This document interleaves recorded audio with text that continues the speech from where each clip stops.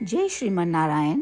जो टिप्पणी मैं देने जा रही हूँ वह रामानुज दास श्रीमन गट्टू वेणुगोपालन स्वामी द्वारा दी गई है। अध्याय 3 कर्मयोग श्लोक 18। नैव तस्य कृतेनार्धो नाकृतेनेह कश्चन न चास्य सर्वभूतेषु कश्चिदर्ध व्यपाश्रयः।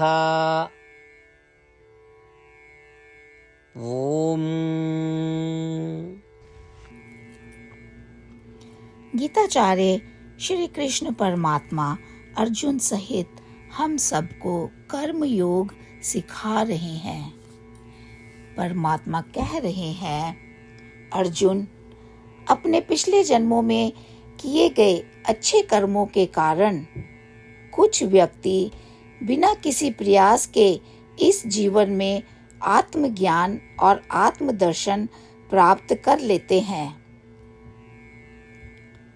उन्हें कोई अतिरिक्त प्रयास करने से कोई लाभ नहीं मिलता और ना ही उन्हें कोई लाभ होता है।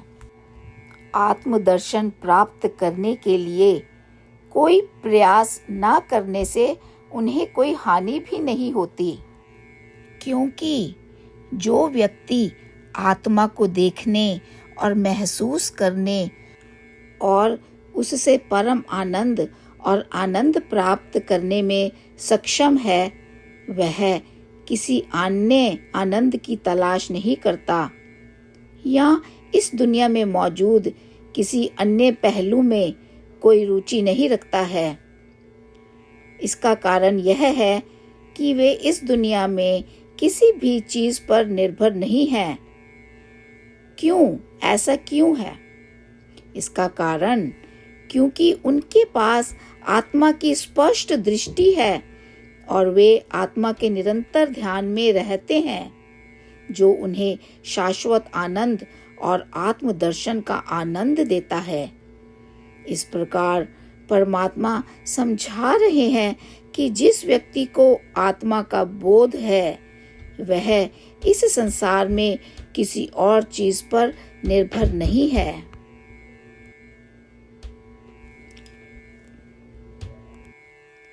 श्रीमद् भगवद गीता का संपूर्ण सार श्री कृष्ण परमात्मा द्वारा अध्याय 18 के श्लोक 65 से 70 में 8 कार्य करने के लिए दिया गया है।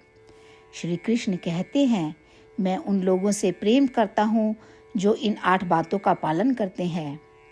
मैं उन भक्तों की हर तरह से रक्षा करूँगा। श्री कृष्ण परमात्मा द्वारा बोली गई संपूर्ण भगवद गीता को सुनने के बाद अर्जुन कहते हैं, करिष्ये वचनम तवा, जिसका अर्थ है, श्री कृष्ण, मैं वैसा ही करूँगा जैसा कि आप कहते हैं। यही कारण है कि श्री कृष्ण ने अर्जुन को सभी प्रकार की सफलताएं और विजय प्रदान की है। आइए हम परमात्मा को अपना वचन दें कि हम इन 8 कार्यों का पालन करेंगे। परमात्मा को इस शब्द देने से बड़ी कोई पूजा, तप या यज्ञ नहीं है। मैं यह 8 व्रत कहूँगी जो हमें करने चाहिए। आप सब कृपया अपने मन और हृदय में इन पर विचार करें। इस तरह से हम श्री कृष्ण को अपना वचन देते हुए हम सभी श्री कृष्ण के प्रसन्न भरे मुख की कल्पना करें और इस आनंद को महसूस करें। जय श्रीमन नारायण। ये है हमारे 8 वादे। हमारा पहला वादा, हे श्रीमन नारायण, जैसा कि आपने निर्देश दिया है, मैं हमेशा आपका ध्यान करूंगी और आपके बारे में सोचूंगी। हमारा दूसरा वादा, हे श्रीमन नारायण, जैसा आपने सलाह दी है, हमेशा आपका भक्त रहूंगी।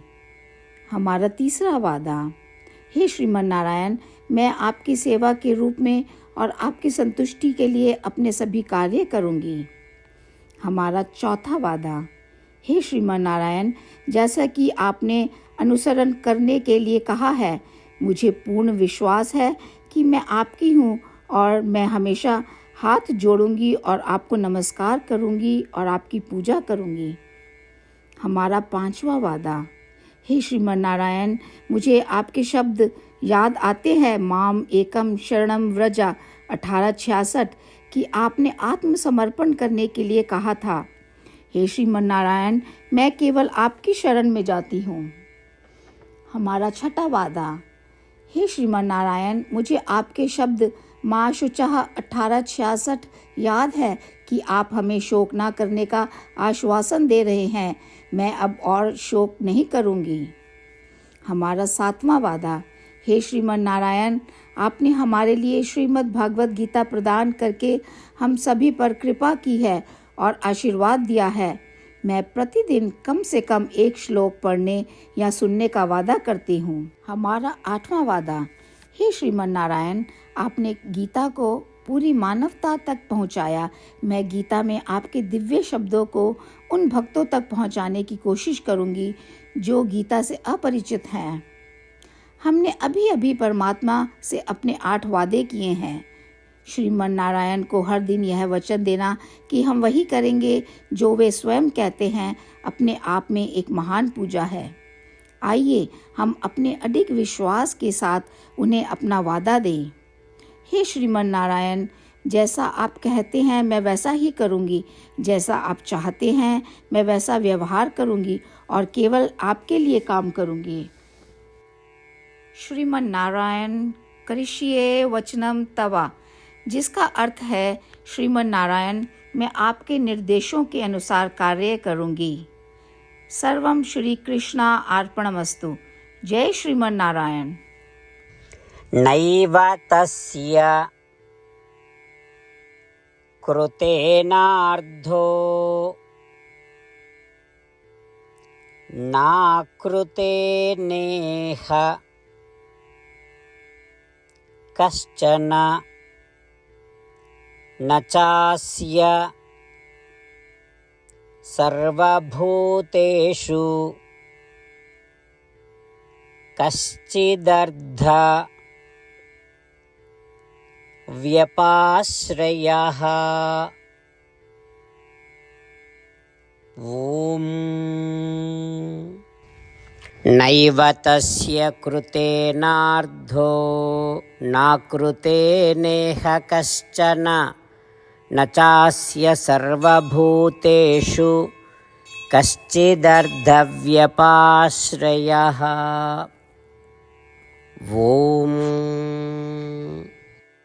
श्रीमन्नारायण करिष्ये वचनं तव। सर्वं श्रीकृष्णार्पणमस्तु। जय श्रीमन्नारायण।